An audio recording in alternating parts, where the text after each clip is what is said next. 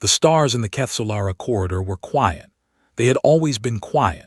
For thousands of years, no one had cared about this stretch of deep space, a long, dark band between two star clusters, rich in dark matter deposits that most galactic powers had deemed too difficult to harvest. But humanity had looked at this corridor and seen something different. They had seen a door. And so, 11 years ago, they had walked through it, claimed it, and started building. Nobody noticed, nobody cared. Earth was new to the galaxy, 11 star systems, a few billion people spread across colonies that older civilizations considered small and unremarkable. The Galactic Dominion, a massive empire that controlled over 4,000 star systems, had looked at humanity once, filed a report, and moved on. The report had 2 words in the summary field: not relevant. That was 11 years ago. Now, Grand Admiral Verathun sat in the command chair of his flagship, the Eternal Dominion Asterisk, and watched his fleet move through the dark. 2,400 warships stretched behind him in a formation so long it took light several seconds to travel from one end to the other. It was the most powerful force ever sent to this region of space. It was, by any measure, unstoppable. Verathun had silver skin and 4 arms, each one decorated with the gold bands of military rank. He had fought 40 campaigns in his career. He had never lost one. He had crushed civilizations older than humanity, species with more ships, more technology, and more experience.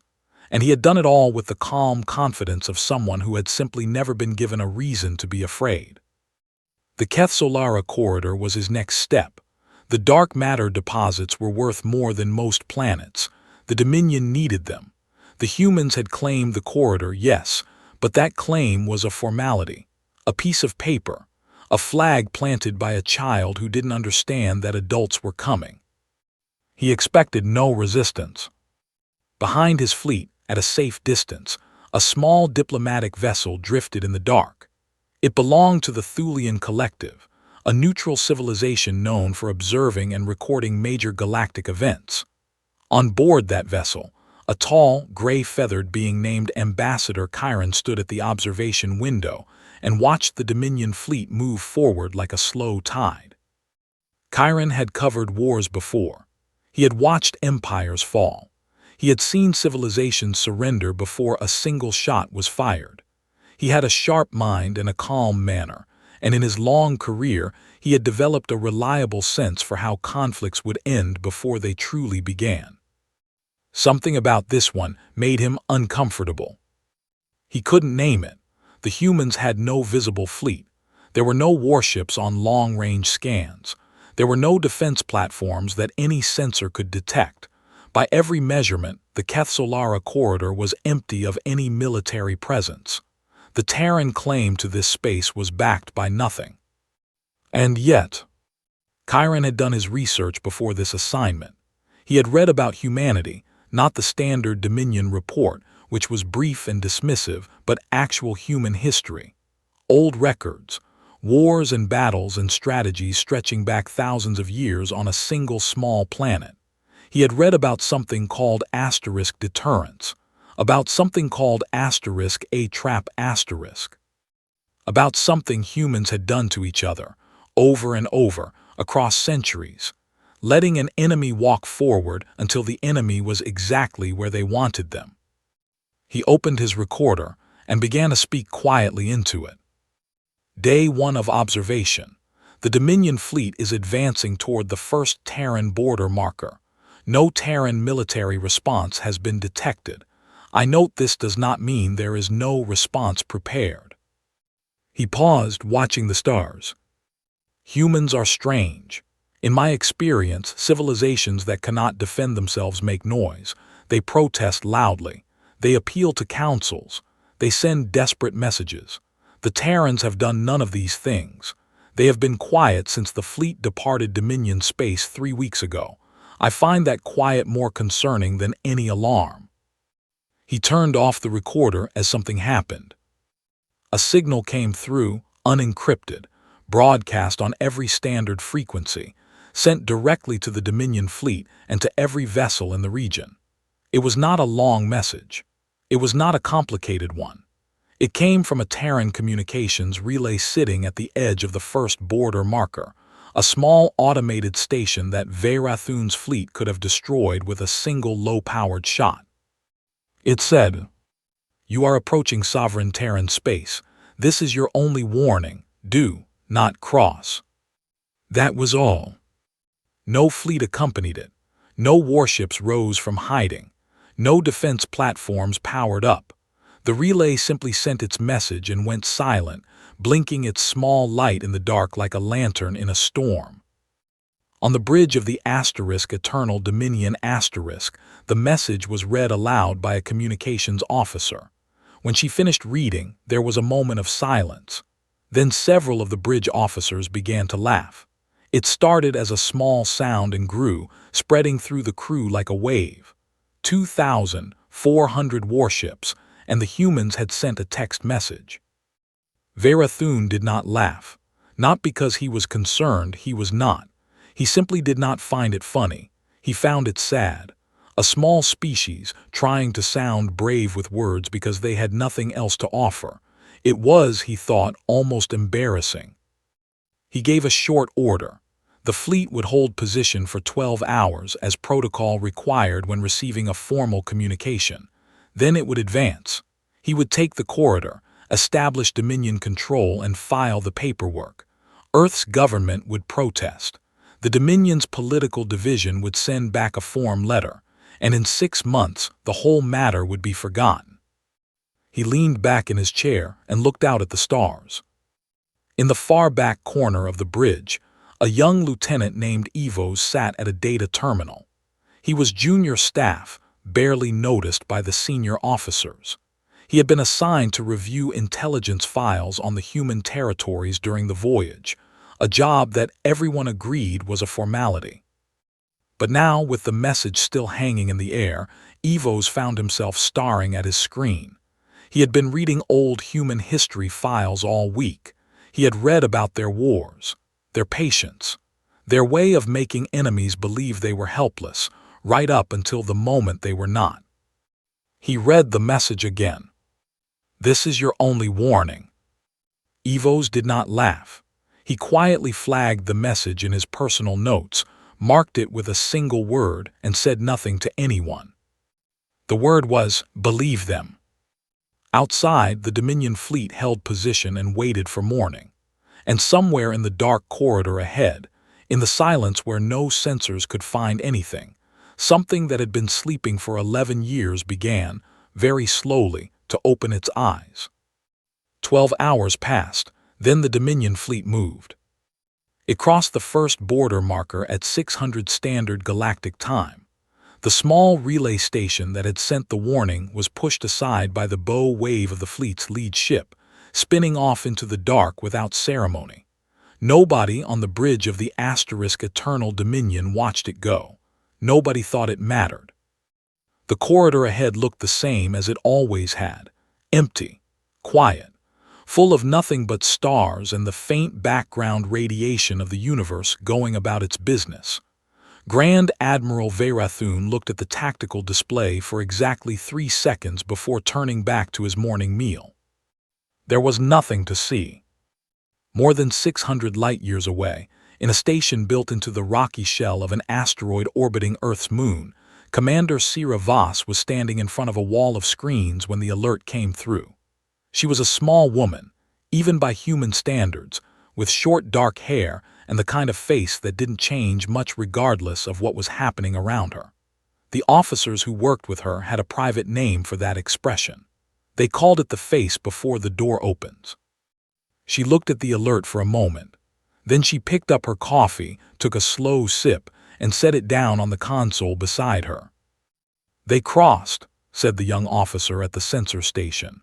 His name was Rael, and he was 26 years old, and this was his first real operational assignment. His hands were not quite steady. "Yes," said Voss. "Should I?" "Not yet," she said. "Let them reach the second marker." Rael nodded and said nothing else. Around the room, 12 other officers sat at their stations with the particular stillness of people who had rehearsed for something so many times that, when it finally arrived, there was almost nothing left to feel except focus. Voss turned back to the screens. On one of them, a live feed from a long-range probe showed the Dominion fleet as a slow-moving mass of light, pushing deeper into the corridor. She watched it for a while with the calm interest of someone watching weather move across a map, weather they had already prepared for. 11 years ago, when the Terran Exploration Division had first surveyed the Ksolara Corridor and identified its value, a different commander, an older man named Director Accord, had called a private meeting. Not a military meeting, a planning meeting. He had laid out a simple idea, built on a simple observation. Humanity was new to the galaxy, small, and surrounded by powers that would eventually want what humanity had. Not because they were evil, but because that was how power worked. It always had. Accord had said one thing that Voss still remembered clearly. We cannot outgun the Dominion. We cannot outspend them or outbuild them, not in the time we have. What we can do is outthink them, and do it quietly while they are still deciding whether we matter. The program that came out of that meeting was called Protocol Ember. It had no public record. It had no political debate. A small team of engineers, AI specialists, and weapons designers had spent the next 11 years seeding the entire Ksolara corridor. Every approach lane, every subspace transit point, every useful path through the dark matter fields, with the most patient and invisible defense network ever built by human hands. Autonomous defense lattices, made from materials that absorbed standard Dominion scan frequencies instead of reflecting them. Mass driver systems anchored to small asteroids and chunks of ice, loaded with tungsten rods as long as a human being, and accelerated to a fraction of light speed. Subspace disruption arrays, buried in the floor of the corridor, designed to collapse faster than light travel lanes across a wide area on a single activation signal. And drones, thousands of them, small, cold, and completely silent, running on minimum power, floating in the dark like seeds waiting for rain. The Dominion's intelligence network had never found any of it, not because their intelligence was poor. It was, in fact, very good, but they had never truly looked. The corridor was classified as a low-priority zone. Humanity was classified as a low-priority species. No one sends their best people to watch something they do not believe is worth watching. Back aboard the Eternal Dominion Lieutenant Evos was not sleeping. While most of the junior staff had settled into the routine rhythm of a fleet in transit, meals, drills, downtime, Evos had been reading. His personal terminal had been open for 16 hours straight, pulling records from the ship's archive. Old human files, very old ones. He had started with recent history, Terran expansion, colony development, first contact records. Then he had gone back further into the long, messy, violent story of humanity before the stars, and the further back he went, the more uncomfortable he became. Humans had been fighting each other for thousands of years. Not just fighting, studying how to fight, building theories around it, writing books about it.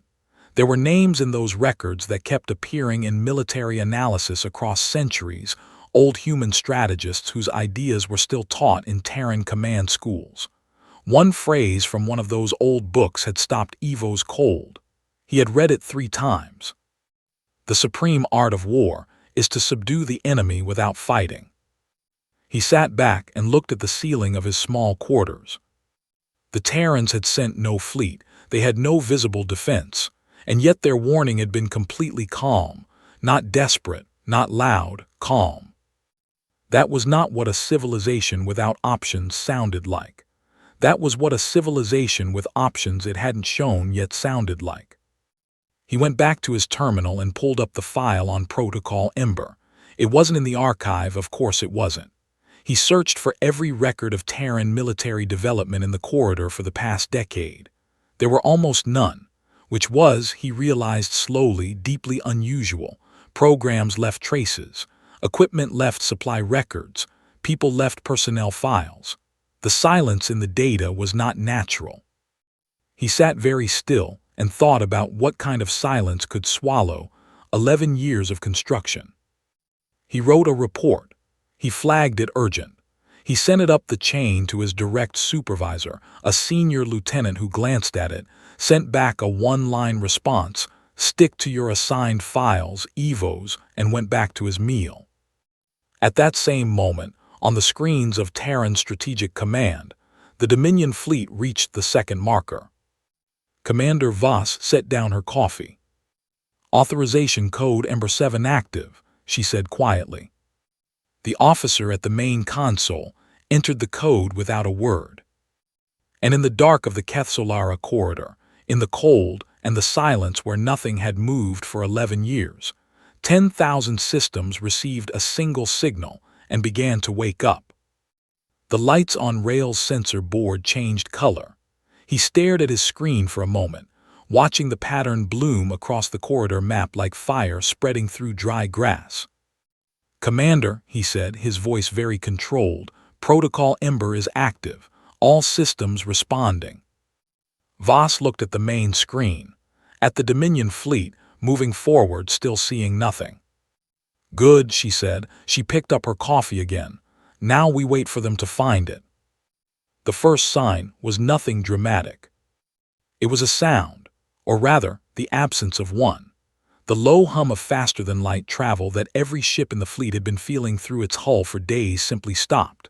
Every engine on every vessel in the Dominion fleet cut out at the same moment, as though the corridor itself had reached up and grabbed them by the throat. 2,400 warships dropped out of FTL travel simultaneously, coasting forward on momentum alone, suddenly very, very slow. For 3 full seconds, there was silence on the bridge of the Eternal Dominion *. Then every alarm in the ship went off at once. "FTL systems are down," the navigation officer reported, her voice sharp and fast. "All subspace lanes collapsed, corridor-wide. I cannot find a single open transit point within scan range." Varathun was on his feet before she finished speaking. "Weapons systems. Online, Admiral. All batteries ready." "Then where is their fleet?" He was looking at the tactical display, which showed nothing in front of them, nothing beside them, nothing above or below. The corridor was still empty. "Find me a target," he said. "Find me anything." Nobody could find anything. The second sign came 40 seconds later. The Vanguard, the 300 warships that formed the front edge of the fleet, began reporting impacts. Not energy weapon impacts, not missile detonations, something else. Objects moving at enormous speed, hitting shields that were built to absorb plasma and particle beams, not kinetic force. The shields held at first. Then they began to buckle under the math of it, dense tungsten, moving at 0.4% the speed of light, carrying more raw impact energy than most weapons the Dominion had ever faced. Shields that had survived direct hits from capital ship cannons cracked like glass under a hammer. 19 ships in the Vanguard went dark in the first 4 minutes. Not destroyed, not yet. Their engines were gone. Their weapons were offline. Their crews were alive but sitting inside cold, powerless metal shells, unable to move, unable to call for help, because the third thing hit them at almost the same time. The drones came. They didn't come in a wave. They came the way a fog comes gradually from everywhere, from angles that made no sense, from positions that shouldn't have been possible. Small craft, each one no larger than a ground vehicle, moving with a precision and coordination that no single mind could have managed. They moved in groups of 7, and each group had a job. One drone targeted propulsion. One targeted the primary power relay. One targeted communications arrays. The remaining 4 formed a protective shell around the others and dealt with anything that tried to stop them. They were not trying to destroy the ships. They were trying to stop them, and they were very, very good at it. On the bridge of the Eternal Dominion *, Varathun watched his tactical display and felt something he had not felt in 40 years of war. It was not fear, exactly. It was the cold recognition of a professional that the situation had changed in a way he had not prepared for. He was a man who had planned for many things. He had not planned for this. "Return fire," he ordered. His fleet opened up, thousands of energy cannons firing in every direction, filling the corridor with light. The drones moved through it. Not because they were fast enough to dodge, they weren't, not always. But there were so many of them and they were so small, and every time one was destroyed, two more moved in to take its place. His gunners were shooting into a cloud. They were hitting targets. They were also not making a difference. 14 minutes into the engagement, Verathun ordered a retreat. He turned to his navigator and gave the order to reverse course, to push back the way they had come. The navigator looked up with a face that had gone completely still. The subspace lanes behind them were collapsed too. They had closed the moment the fleet passed through them. There was no way back. The entire corridor, front, back, and sides, was a sealed box. The Dominion fleet had walked into a room, and someone had quietly locked all the doors behind them without making a sound. Verathun stood at the center of his bridge and looked at his screens. 112 ships disabled in 19 minutes, more going dark every few seconds. His weapons systems were functional. His soldiers were fighting.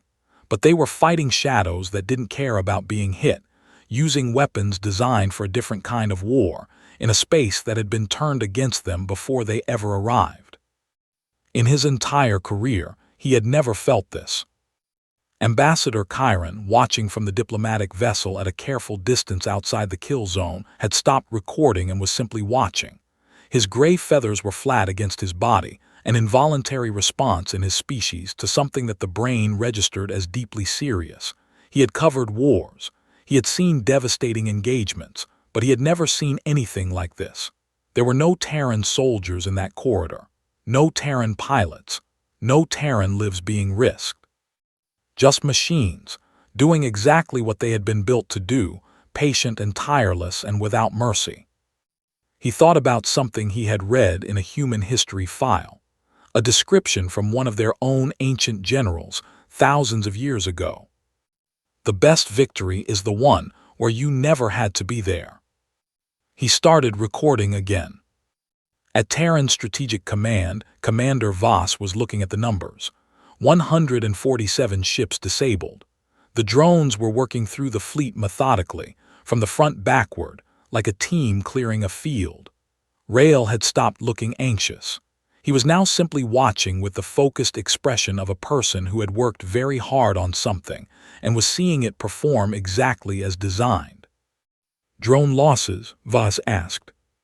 11%, said the weapons systems officer, within projected range. Life support status on disabled Dominion vessels. They have approximately 4 hours before conditions become critical. Voss nodded once. She looked at the main screen for a long moment. The Dominion fleet, still massive, still armed, still dangerous in the way that a very large animal with a broken leg was still dangerous, was churning in the dark, fighting something it could not beat. "Bring the Unbroken forward," she said. From a cloaked holding position 20,000 kilometers behind the kill zone, the TSNS Unbroken powered up its systems. It was a carrier dreadnought, enormous by human standards, modest compared to the largest Dominion vessels. But it moved with a quiet authority that needed no explanation. It decloaked slowly, letting every sensor in the Dominion fleet pick it up at the same time, and held its position at the edge of the engagement zone. It did not fire a single shot. Voss opened a channel. Her voice went out across every Dominion frequency, clear and calm, with no anger and no triumph in it. Just the flat, even tone of a person reading a list of facts. "Grand Admiral, you crossed the line. Your vanguard is disabled. Your retreat lanes are closed. You have approximately 4 hours of life support remaining on your non-functional vessels. We are prepared to render full humanitarian assistance to your crews the moment you signal unconditional withdrawal and agreement to reparations negotiation. No further harm will come to any member of your fleet after that signal is given." She paused for exactly 2 seconds. "Your choice." The corridor went quiet. The drones held position. The unbroken asterisk sat in the dark like a stone, waiting. And across the galaxy, on every diplomatic relay and news feed that had been watching this engagement in stunned silence, the transmission played on a loop. The same calm voice, the same simple offer, no rage, no celebration. Just a door being held open, and a human standing beside it, waiting to see if you were smart enough to walk through. The High Council of the Galactic Dominion met in emergency session 4 hours after the Ksolara engagement began.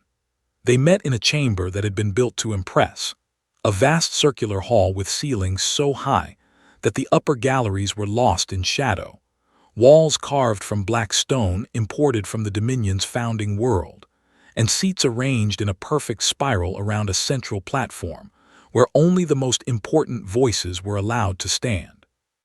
For the first time in living memory, the chamber was completely silent before the session even started. 12 council members sat in their places. Most of them were old, experienced, and powerful individuals who had helped shape Dominion policy for decades. They had watched empires bend. They had watched species capitulate.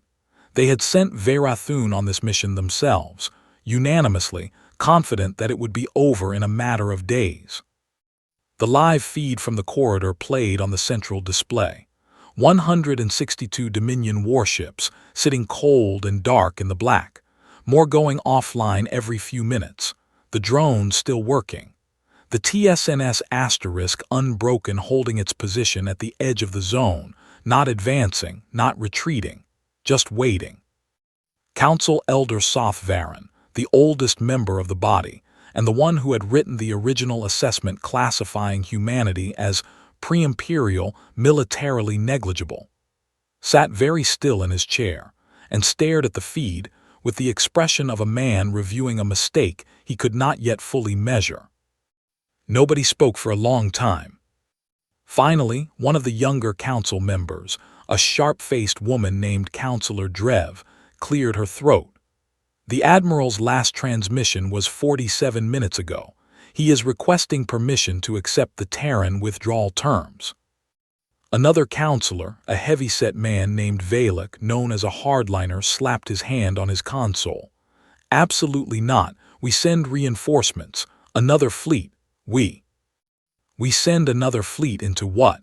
Drev cut him off. Her voice was not loud, but it stopped Valak cold. "Into a corridor that they have already demonstrated they fully control, into the same trap with more ships. How many fleets do you want to lose before you reconsider the strategy?" Valak opened his mouth, closed it. Drev continued. "They disabled over 160 warships, the finest vessels in our armada, without deploying a single crewed Terran ship offensively, not one. The Unbroken Asterisk is sitting there as a communication platform. It has not fired once." She looked around the chamber. "I want every person in this room to think carefully about what that means. They could have done more damage. They chose not to. That is a message." The chamber absorbed that. Council Elder Sothvaran finally spoke. His voice was very old and very controlled, and what it carried now was not authority so much as the quiet weight of someone who had lived long enough to recognize a fundamental error. "How long had they been preparing this?" he asked, directing the question to no one in particular. A junior intelligence officer standing at the chamber entrance stepped forward nervously and read from his data pad. The corridor fortification program had been active for at minimum 11 years, possibly longer. The materials used were non-standard, specifically engineered to evade Dominion scanning technology.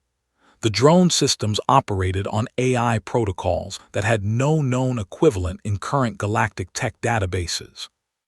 The subspace disruptors used a technique of lane collapse that Dominion scientists had theorized, but never successfully built. Sothvaren listened to all of it. When the officer finished, the elder counselor folded his hands and stared at the table in front of him for a long moment. "They built all of this," he said slowly, "while we were not watching, because we decided they were not worth watching." He paused. "We made them invisible by choosing not to look, and they used that." Nobody argued with him. There was nothing to argue with. Across the galaxy, Ambassador Chiron's transmission arrived at the Thulian Collective's central communication hub 12 minutes later. It was a full account, every detail of what he had observed, time-stamped and verified by the diplomatic vessel's independent systems. His final paragraph was brief and direct, the way Chiron always wrote when he was most serious. He had written, "Do not mistake human silence for weakness. They are not quiet because they are afraid. They are quiet because they are ready." The Ksolara engagement was not a battle. It was a demonstration. And the most important thing about it is that they gave one clear warning first, and they meant it.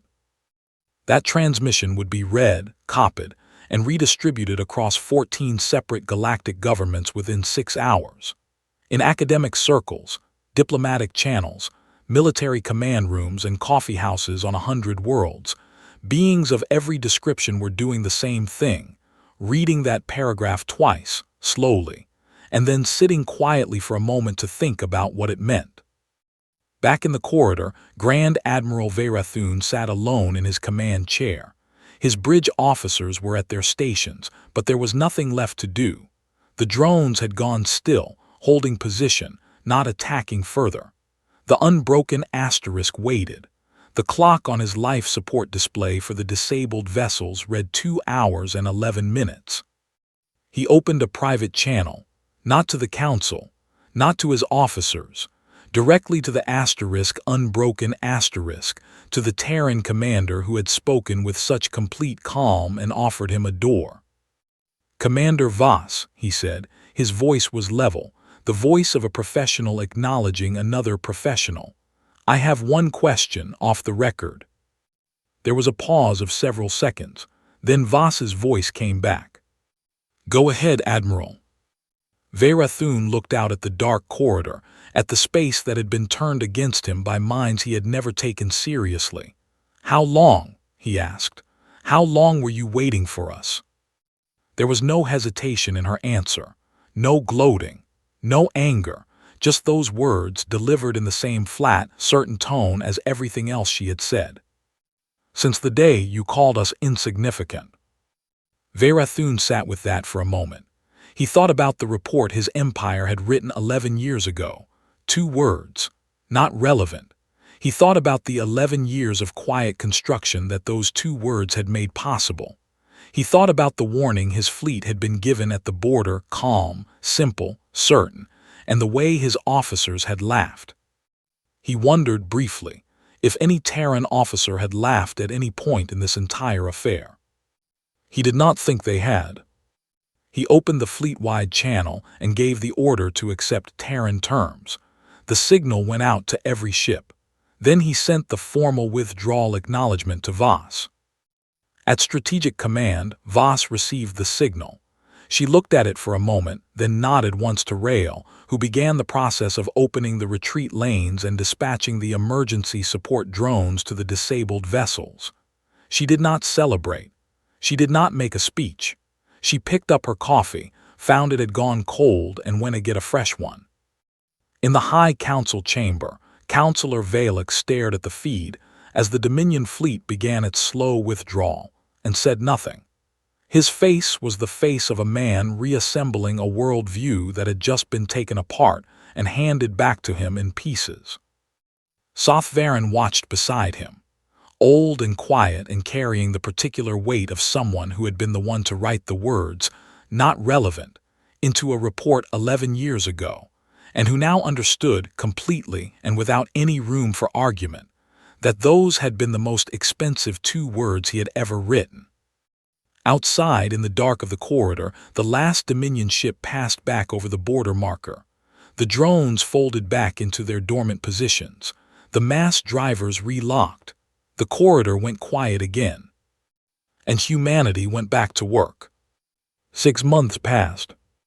The galaxy, in those 6 months, did not stay quiet. News traveled fast between star systems, and what had happened in the Ksolara Corridor traveled faster than most. Every government, every military council, every intelligence division on every inhabited world had pulled up the recordings within 48 hours of the event. Most of them had watched it more than once. Some of them had watched it many times, pausing on specific moments, rewinding, studying the details the way you study something you want to understand before it becomes important to you personally. There were a lot of conversations happening in a lot of rooms across the galaxy. Most of them started the same way, and most of them ended with a version of the same conclusion. Humanity needed to be taken seriously. Not feared exactly, at least, that was what most governments told themselves, but respected, and watched, and never, under any circumstances, ignored. The Dominion handled its side of things the way large, proud empires always handle humiliation, slowly, painfully, and with a great deal of internal argument before reaching anything resembling a decision. The hardliner faction, led by Counselor Valak, had pushed for 3 more weeks of demands and delays after Verathun's fleet returned.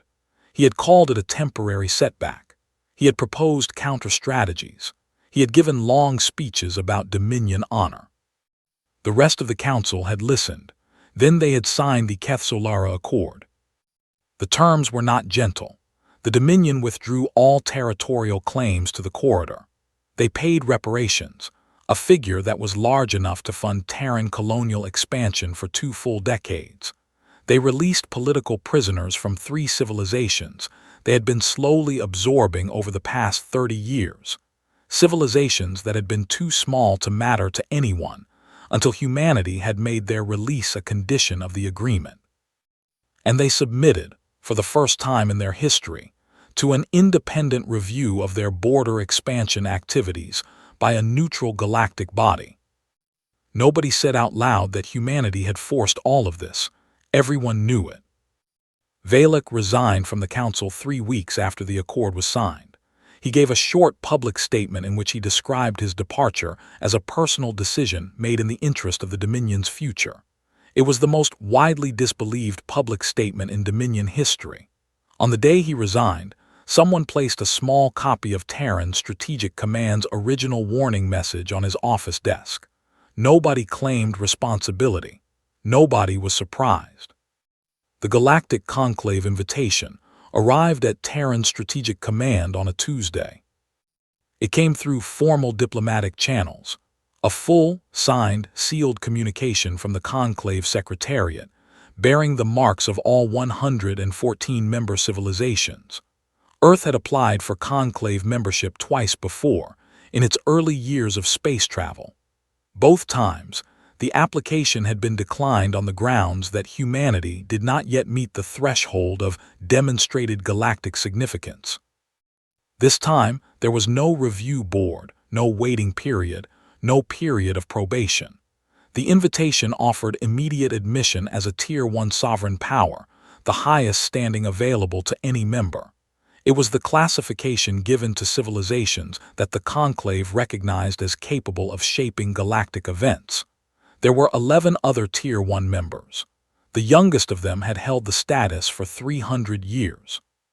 Humanity had been in space for less than 200.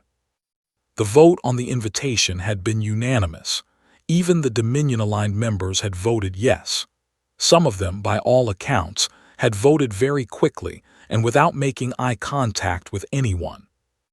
The formal admission ceremony was held in the Conclave's main chamber, a vast, open hall built inside an asteroid that had been hollowed out and pressurized centuries ago, its interior walls lined with the flags and seals of every member civilization.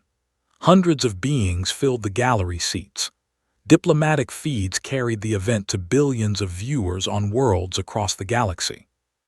Commander Sira Voss represented Earth. She walked into the chamber alone.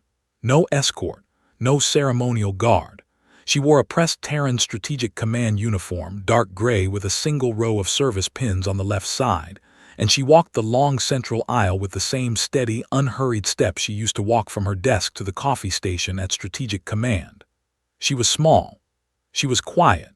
She did not look at the gallery, or the cameras, or the rows of alien faces watching her approach the central platform. She looked straight ahead.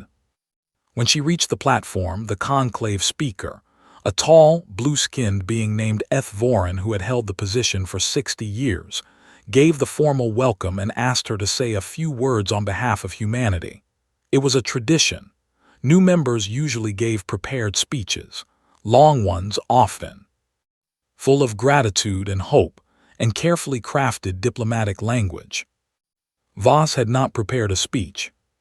She stood at the center of the platform, in front of the most powerful political body in the known galaxy, and she spoke for less than 2 minutes.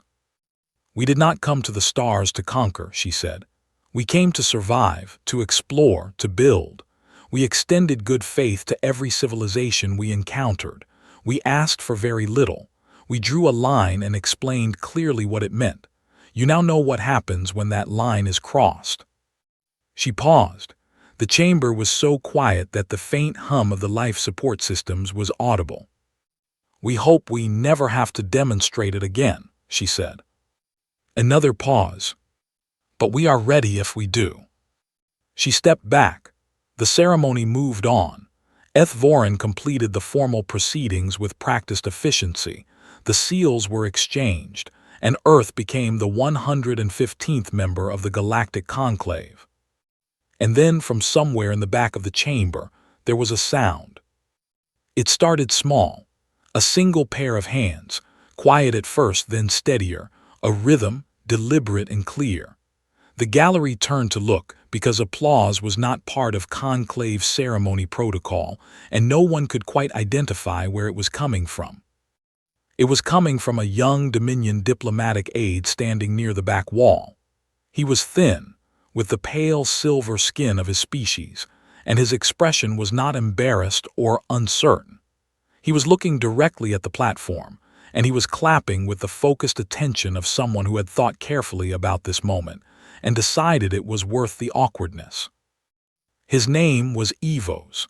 He had been reassigned to diplomatic work after Ksolara, which was a much better outcome than the one he had privately feared when his warning report was ignored. He had requested this posting specifically. He had wanted to be in this room on this day. For 3 seconds, he was the only one making a sound. Then from the left side of the gallery, a Thulian delegate stood and joined him, then 2 more, then a full row. The sound spread across the gallery, the way sound always spreads when it finally has permission to exist quickly. And then all at once, until the entire chamber was on its feet, and the great hollowed-out rock in deep space was full of the noise of 100 civilizations acknowledging something they had all quietly known since the moment Voss had opened a channel to a disabled Dominion Admiral and offered him a way out with no anger in her voice. Voss stood on the platform and let it happen. She did not smile in the way people smile when they are happy. She smiled in the way people smile when something they worked very hard on for a very long time finally lands exactly where it was supposed to. It was a small smile, a private one. Nobody who saw it would ever quite forget it. Outside in the dark between stars, the Ksolara corridor was quiet and still. The lattices slept. The drones floated in the cold. The mass drivers sat loaded and patient, ready and waiting and needing nothing from anyone. And back on Earth, back on the small, unremarkable, late-arriving planet that had spent thousands of years fighting itself and learning from every scar, children were growing up who would one day look at the stars the way their ancestors had once looked at the horizon, with hunger, with curiosity, and with the deep, quiet confidence of a species that had always understood one thing above all others. You do not have to be the biggest to be the most dangerous. You just have to mean what you say. Every single time.